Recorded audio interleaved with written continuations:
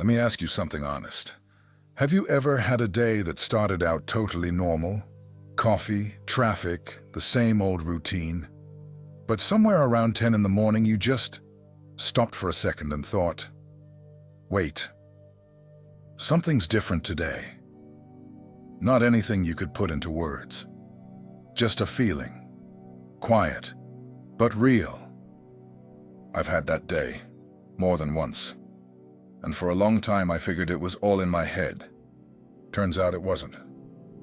Hey, my name is George, and this channel exists for one very simple reason.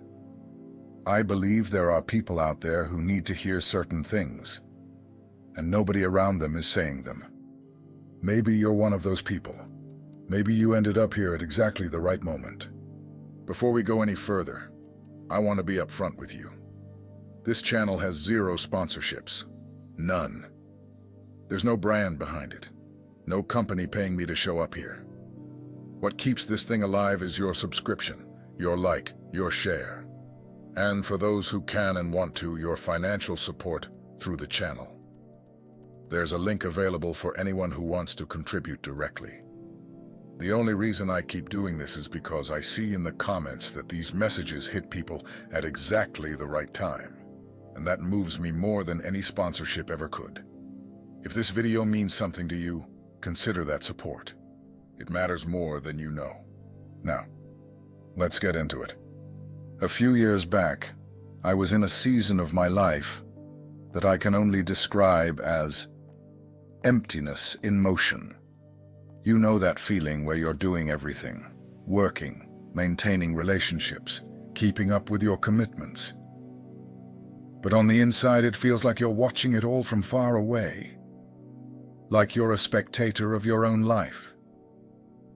That was me, and on a Thursday, which is funny because I actually remember the day of the week. I was driving to a meeting I had absolutely zero interest in attending, and suddenly a song came on the radio. Nothing special. A song I'd heard maybe 20 times before, but in that moment, one line from the lyrics just landed differently, and I felt that thing in my chest. You know the one? That thing that isn't quite joy, isn't quite sadness. It's more like something inside you just clicked into place. I didn't understand what that was at the time. But later that day, after the meeting, I sat down and wrote 3 pages in a notebook about things I'd been avoiding for months. And that was the beginning of a turning point I never saw coming, never planned for. And it changed everything. I'm telling you this because I want you to know. This kind of thing isn't a myth. It's not some feel-good script for a YouTube video. It happens for real, to real people. And honestly, it's probably already happened to you. There's a verse in Ecclesiastes chapter 3, verse 1, that I'm pretty sure you've heard at some point in your life. But maybe you've never really let it sink in. There is a time for everything, and a season for every activity under the heavens. Most people read that and go, beautiful, poetic, and move on. But Ecclesiastes is unlike anything else in the Bible. The author, tradition attributes it to Solomon, the wisest man who ever lived according to Scripture itself, was talking about something very concrete. He observed life, he observed patterns, and he arrived at a conclusion that runs completely against what the modern world preaches. It's not just your effort that determines the timing of things. There's a right time, and recognizing that time is, in itself, a form of wisdom.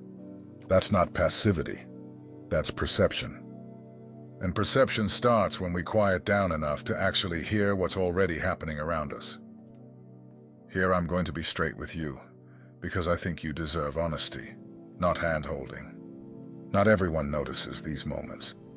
Not because some people are special and others aren't, but because most people were trained, by school, by family, by culture, to only trust what's visible, measurable, obvious. Anything that came from within, any intuition, any weird feeling, got labeled as oversensitivity, or being too emotional, or just not focusing hard enough. And so what happens? The person learns to ignore those signals. Over time, they get quieter. Not because they stopped existing, but because they kept getting shut down. You watching this video right now are probably someone who never managed to fully silence those signals. And at some point in your life, that was inconvenient. You felt too much in situations that weren't supposed to be a big deal. You picked up on tension in rooms where everyone else said everything was fine. You had certainties you couldn't explain to anyone. That's not a flaw. It never was. Proverbs 20, verse 5 says, "The purposes of a person's heart are deep waters, but one who has insight draws them out." That image is beautiful. Deep waters, not a clear, shallow stream where you can see everything at a glance. Real depth, and drawing water from that depth requires intention. You need a bucket, a rope, patience. Whoever just throws a rock and walks away comes back with nothing. Your sensitivity is the bucket, but you have to use it with intention. Let me tell you something else personal. I have a friend. I'll call him Raphael because he didn't give me permission to use his real name, but the story is real. Who spent 2 years waiting for the right moment to launch his business. He had the plan. He'd saved up the money, but something always came up. The market's rough. It's not the right time. Let me wait a little longer. I remember having a conversation with him where I asked, "Raphael, how are you gonna know when it's time?" And he went silent for about 10 seconds, then said, "I don't know." That's the problem. Most people confuse waiting for a sign with avoiding fear. Those are completely different things. Waiting for a sign is an active posture. You're alert, present, ready to move when the door opens. Avoiding fear is a passive posture dressed up as wisdom. You're standing still, but telling yourself you're waiting patiently. In Matthew 25, Jesus tells the parable of the talents. 3 servants are given resources by their master. 2 of them put it to work, 1 buries it, and when the master comes back, he doesn't punish the one who buried it for a lack of results. He punishes him for a lack of movement, for choosing what was safe over what was possible. Raphael ended up launching his business right in the middle of an economic crisis, and it worked. Not because the timing was perfect, but because he finally stopped waiting for perfection and started moving with what he had. Now I want to talk about something that's both scientific and deeply human. You know that physical sensation some people call a confirmation chill? That moment when you hear a phrase, get an idea, or someone says exactly what you were thinking, and you feel something in your chest, on the back of your neck or down your arms. That's not your imagination. The HeartMath Institute, one of the most respected applied neurophysiology research centers in the United States, documented something that completely changes how we understand the relationship between the body and perception. The electrical field generated by the heart is 60 times greater in amplitude than the field generated by the brain. And the heart's magnetic field, it's more than 100 times stronger than the brain's. And it can be detected up to 3 feet away from the body using high-precision magnetometers. These are published, measurable findings, not speculation. What does that mean in practice? It means that when you feel something in your chest before you can even think about it, your heart got there first, literally. The ancients didn't have that data, but they knew that experience. In 1 Kings 19, the prophet Elijah is in the desert, exhausted, wanting to give up on everything. And God doesn't show up to him in the mighty wind that tears the mountains apart. Doesn't show up in the earthquake. Doesn't show up in the fire.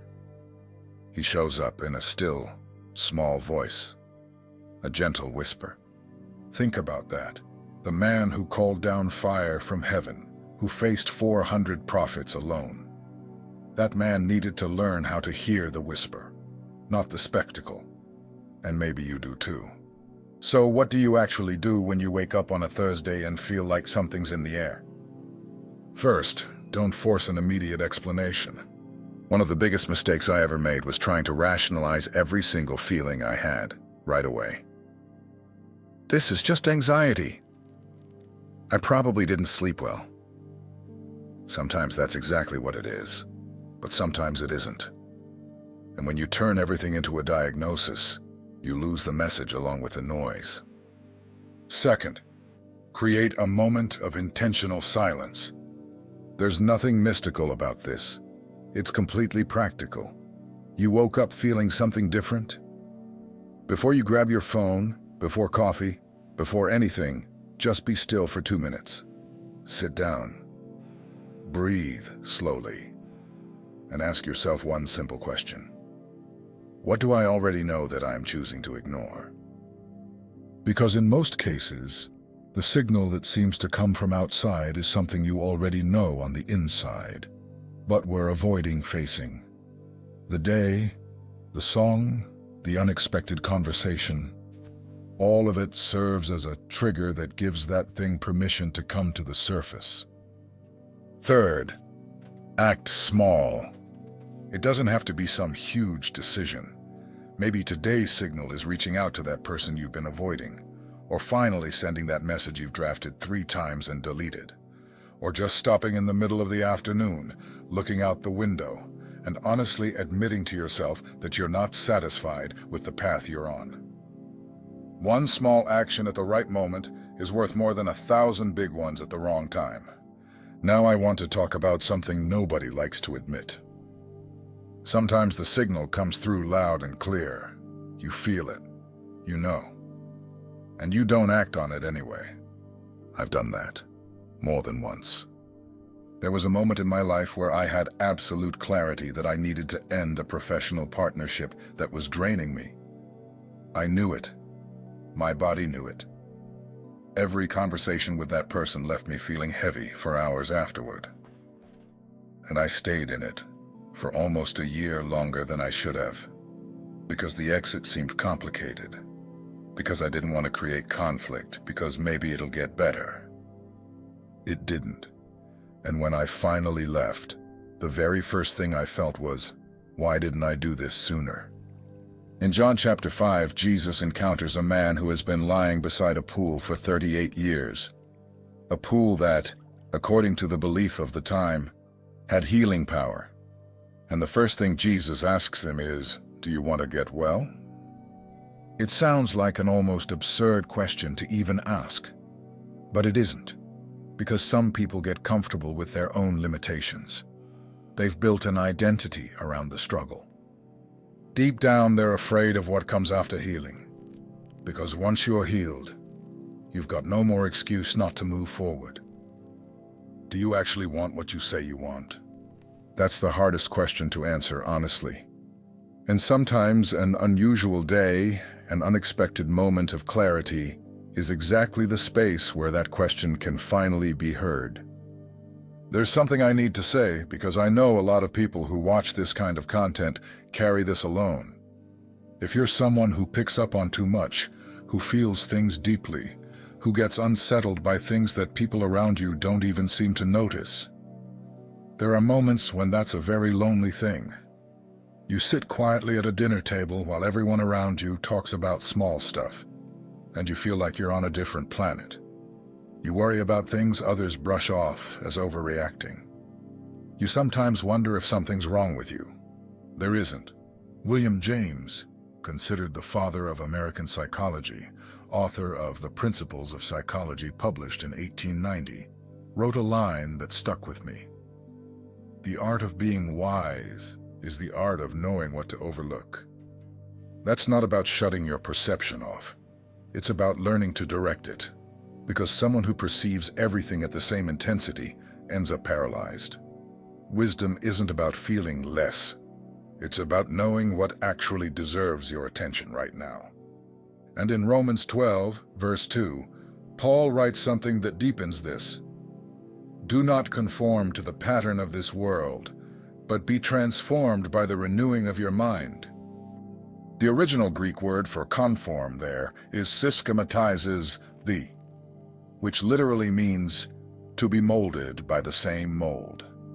Paul is saying, you don't have to fit the shape the world created.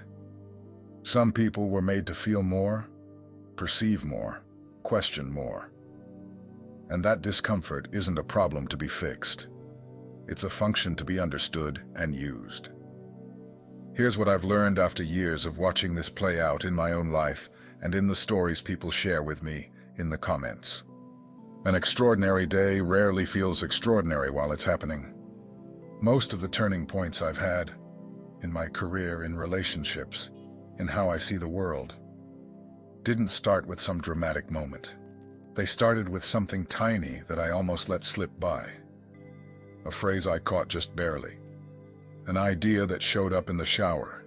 A conversation that started with no real intention and ended up shifting a decision I'd been putting off for way too long.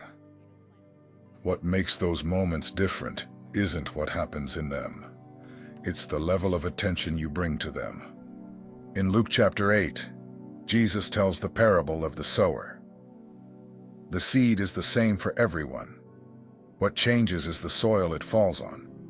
There's hard ground where nothing gets through. There's shallow ground where things sprout fast and die even faster. There's ground full of thorns, worries, distractions, the wrong priorities that choke out whatever could have flourished. And then there's good soil, which produces abundantly. The soil is us, our attention, our openness, our willingness to let what needs to grow, grow. And the good news is that soil can be cultivated. You're not born with a fixed kind of ground. You choose every single day what kind of soil you're going to be. I want to share something I've been doing for a few years now that completely changed how I start my days. It's simple, maybe even embarrassingly simple, but it works. Every morning before anything else, I read one verse, just one. Not a whole chapter, not a long devotional. One verse. And I sit with it for about 30 seconds while I take my first sip of coffee. Sometimes it's Psalm 46, verse 10. Be still and know that I am God. And I repeat that slowly in my head while the coffee's still hot. Why does this work? Because it interrupts the autopilot.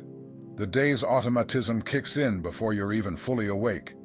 Your brain is already planning, worrying, solving imaginary problems that might never even happen. And one verse, one sentence, one intentional pause cuts through that. It brings you back to the present. I'm not saying you'll have some epic revelation every morning. I'm saying this practice changes the quality of attention you bring to the day. And attention, when it comes down to it, is everything. I don't know what's going on in your life right now as you're watching this. Maybe you're in a good season and just want to deepen what you're already building. Maybe you're in the middle of a transition and still don't know which way to go. Maybe you've been carrying something for so long you barely feel the weight anymore, but your body still does. Whatever it is, I want to say something to you that I genuinely believe, with zero performance behind it. You didn't end up at this video by accident. I'm not saying that as a catchy line. I'm saying it because I believe there's an intelligence that moves things. What Christians call providence, what others call synchronicity, and what anyone who's ever had a "I'm so glad that happened" moment knows firsthand, even without a name for it. In Jeremiah 29, verse 11, God speaks to a people in exile, far from home, living through one of the worst chapters of their history, with no idea when it would end, no clear way out. And it's to that people, in that condition, that he says, "For I know the plans I have for you, plans to prosper you and not to harm you, plans to give you hope and a future." The context matters enormously here. That verse wasn't spoken to people who had it together. It was spoken to people who were lost, who didn't know what was coming next, who were surviving, not living. If that's where you are today, you don't have to tell me. You can just sit with it quietly on your own. That promise belongs to you too.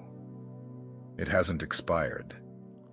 So, to wrap up, I started this video by asking if you've ever woken up and felt like something was different.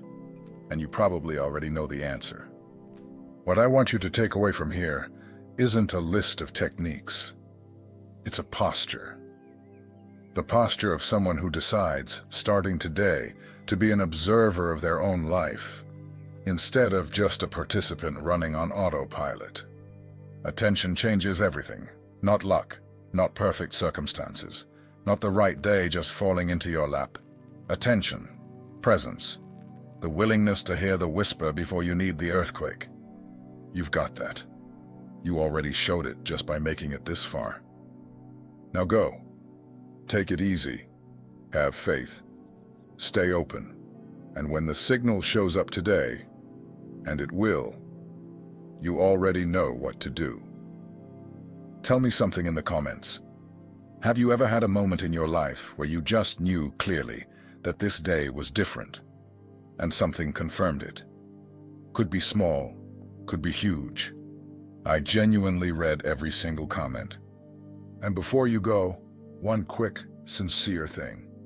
This channel exists with 0 sponsorships, no brand behind it, no company funding it. It only keeps going because people like you choose to support it. If this video hit at the right moment for you and you want to contribute, whether that's a subscription, a share, or a financial contribution through the link available here, that's what keeps this work alive and lets me keep showing up at the right time for more people. Every bit of support, big or small, makes a real difference. And if you know someone who needs to hear this today, send them this video. Sometimes the greatest thing you can do for someone is simply say, "This was made for you." See you next Thursday. Take care of yourself.